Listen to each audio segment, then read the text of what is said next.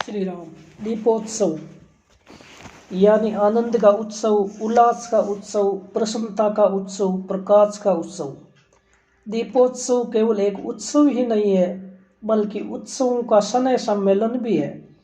धनतेरस, नरक चतुर्दशी, दिवाली, नया साल तथा भैया दूज, ये 5 उत्सव 5 विभिन्न सांस्कृतिक विचारधाराओं को लेकर इस उत्सव में सम्मिलित हुए हैं। सोच समझकर यदि ये उत्सव मनाए जाएं, तो मानव को समग्र जीवन का सुस्पष्ट दर्शन प्राप्त हो सकता है। धनतेरस सबसे पहले तो धनतेरस यानी लक्ष्मी पूजन का दिन है। भारतीय संस्कृति ने लक्ष्मी को तुच्छ या त्याज्य मानने की गलती कभी नहीं की है। उसने हमेशा लक्ष्मी को मां मानकर उसे पूजा माना है और पूज्य माना है। वैदिक ऋषि ने तो लक्ष्मी को संबोधित करके श्री सूक्त में गया है कि ओम महालक्ष्मी च विद्महे विष्णु पत्नी च धीमहि तन्नो लक्ष्मी प्रचोदयात्। यानी मैं महालक्ष्मी को मैं जानता हूँ, जिस विष्णु पत्नी का ध्यान करता हूँ वह लक्ष्मी हमारे मन बुद्धि को प्रेरणा दे। सुई के छेद से ऊंट निकल सकता है, लेकिन धनवान को स्वर्ग नहीं मिलता। इस ईसाई धर्म के विधान से भारतीय विचारधारा सहमत नहीं है, क्योंकि भारतीय दृष्टि से तो धनवान लोग भी भगवान के लाडले हैं, क्योंकि उन्होंने पूर्व जन्म में अच्छे कर्म किए या योग भ्रष्ट हुए। कोई जीवात्मा है तो इस जन्म में धनवान बन गए। सूची नाम श्रीमताम के है योग भ्रष्टो अभिजायते, यानी कोई योग से भ्रष्ट हो जाता है तो योगी नहीं बनता और धनवान बन जाता है। ताम में आवे जात वेदो लक्ष्मी पगामिनम यश्याम हिरण्यम विद्यम गामस्वे पुरुषानाम। हे जात वेद से मैं सुवर्ण, गाय, घोड़े और इष्ट मित्र को प्राप्त कर सकूं, ऐसी अविनाशी लक्ष्मी मुझे दे। लक्ष्मी चंचल नहीं है, अपितु लक्ष्मीवान मानव की मनोवृत्ति चंचल होती है।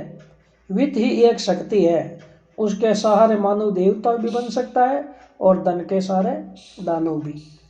लक्ष्मी को केवल भोग प्राप्ति का साधन मानने वाला मानव पतन के गहरे गर्त में गिर जाता है, जबकि लक्ष्मी को मां के समान पूजन करके उसे प्रभु का प्रसाद मानने वाला मानव स्वयं तो मानव पवित्र होता ही है और साथ ही सृष्टि को भी पवित्र करता है। विकृत मार्ग पर व्यय की हुई लक्ष्मी अलक्ष्मी होती है और स्वार्थ में व्यय की हुई लक्ष्मी वित्त कहलाती है। अपने स्वार्थ के लिए खर्च की हुई लक्ष्मी को वित्त कहते हैं और परमार्थ के लिए व्यय की हुई धन लक्ष्मी कहलाती है, और प्रभु कार्यों में जो व्यय की जाती है वो माँ लक्ष्मी होती है। माँ लक्ष्मी हाथी पर बैठकर सज धज कर आती है, यानी हाथी उदारता का प्रतीक है। सांस्कृतिक कार्य में उदार हाथ से लक्ष्मी को व्यय करने वाले के पास लक्ष्मी पीढ़ियों तक रहती है। रघुवंश इसका ज्वलंत उदाहरण है। लक्ष्मी एक महान शक्ति होने के कारण अच्छे लोगों के हाथ में ही रहनी चाहिए, जिससे उसका सुयोग्य उपयोग हो सके। हजारजर्षियों के गुणगान करने वाली हमारी संस्कृति तथा तत्वज्ञानी राजा लोग की कल्पना करने वाले ग्रीक तत्वचिंतक प्लेटो के मन में भी यही विचार आए थे। नरक चतुर्थी, इस दिन माँ काली का पूजन होता है। पर पीड़ा में वे की जाए वे अशक्ति, स्वार्थ के लिए वे की जाए वे शक्ति, और रक्षणार्थ वे की जाए वे काली, और प्रभु कार्यार्थ वे की जाए वे माँ काली होती है। अपने स्वार्थ के लिए शक्ति खर्च करने वाला दुर्योधन, दूसरों के चरणों में शक्ति रखने वाला कर्ण, और प्रभु के कार्यों में शक्ति का हवन करने वाला अर्जुन, और महाभारत में इन तीनों पात्रों का उत्कृष्ट चित्रण करके महर्षि वेदव्यास ने हमें स्पष्ट जीवन दर्शन दिया है। नरक चतुर्दशी काल चतुर्दशी भी कहलाती है। उसकी भी एक कथा है कि प्राग ज्योति के अनुसार का राजा नरकासुर अपनी शक्ति से शैतान बन गया था। वह अपनी शक्ति से सभी को कष्ट देता था। इतना ही नहीं, वह स्त्रियों का वह शिकारी स्त्रियों को भी परेशान करता था। उसने अपने यहाँ 16,000 कन्याओं को बंदी बनाकर रखा था। भगवान श्री कृष्ण ने उसका नाश करने का विचार किया। स्त्री उद्धार का यह कार्य होने के कारण सत्यभामा ने नरकासुर का नाश करने का बीड़ा उठाया। उसके कष्ट से मुक्त हुए लोगों ने उत्सव मनाया और अमावस्या की अंधेरी रात को दीप जलाकर उन्होंने उजाला किया। असुर के नाश से आनंदित हुए लोग नए वस्त्र पहनकर घूमने निकल पड़े थे। अब दीपावली यानी सबका हिसाब किताब और बई की पूजा का दिन और पूरे वर्ष का लेखा जोखा बनाने का दिन।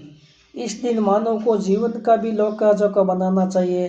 राग, द्वेष, वैर, जहर, ईच, मत्सर तथा जीवन से कटुता दूर करके नए वर्ष के दिन प्रेम, श्रद्धा और उत्साह बढ़ाने का ध्यान रखना चाहिए। इसको नया वर्ष भी कहते हैं दीपावली को, क्योंकि तेजस्वी वैदिक विचारों की अपेक्षा करके वर्णाश्रम व्यवस्था को उद्ध्वस्त करने वाले बलि का वामन ने पराभव किया इस दिन, और उसकी स्मृति में बलि प्रतिवर्ता का उत्सव मनाया जाता है। बलि दानशूर था, उसके गुणों का स्मरण नए वर्ष के दिन हमें बुरे मानव में भी स्थित शुभत्व को देखने की दृष्टि देता है। कनक और कांता के मोह में अंधा बना मानव असुर बनता है, इसलिए बलि का पराभव करने वाले भगवान विष्णु ने कनक और कांता की ओर देखने की विशिष्ट दृष्टि देने वाले 2 दिन प्रतिपदा के पास रखकर 3 दिन का उत्सव मनाने का आदेश दिया। दीपावली के दिन कनक यानी लक्ष्मी की ओर देखने की पूज्य दृष्टि प्राप्त करनी चाहिए और भैया दूज के दिन समस्त स्त्री जाति की तरफ अपनी माँ या बहन की दृष्टि से देखने की शिक्षा लेनी चाहिए। स्त्री भोग्य नहीं है और त्याज्य भी नहीं है, वह पूज्य है। ऐसी मात्र दृष्टि देने वाली संस्कृति ही मानव को विकारों के सामने स्थैर्य टिकाने की शक्ति दे सकती है। मोह यानी अंधकार, दीपोत्सव यानी अज्ञान और मोह के गाढ़े अंधकार से ज्ञान से प्रकाश की ओर प्रयाण। दीपावली यानी दीपोत्सव, बाहर तो दीप जलाने ही है, परंतु सही दीप तो दिल में प्रज्वलित करना चाहिए। दिल में यदि अंधेरा हो तो बाहर प्रकटे हजारों दीपक निरर्थक हो जाते हैं। दीपक ज्ञान का प्रतीक है। दिल में दीपक जलाना अत्यंत निश्चित समझदारी से दीपावली का उत्सव मनाना। धनतेरस के दिन वित्त को अनर्थ न मानकर जीवन को सार्थक बनाने की शक्ति मानकर माँ लक्ष्मी की पूजा करनी चाहिए। नरक चतुर्दशी के दिन जीवन में नरक निर्माण करने वाले आलस, प्रमाद, अस्वच्छता, अनिष्टता आदि नरक असुर को मारना चाहिए और दीपावली के दिन तमसो मा ज्योतिर्गमय मंत्र की साधना करते करते जीवन पथ प्रकाशित करना चाहिए। जीवन की बही का लेखा जोखा बनाते समय जमा में ईश कृपा रहे, इसलिए प्रभु कार्य के प्रकाश से जीवन को भर देना चाहिए। नए वर्ष के दिन पुराना वैर भुलाकर शत्रु का भी शुभ चिंतन करना चाहिए। नया वर्ष यानी शुभ संकल्प का दिन है। नया वर्ष यानी एकम को दिन, दीपावली की शुद्ध को, कार्तिक शुद्ध को एकम को दिन नया वर्ष है।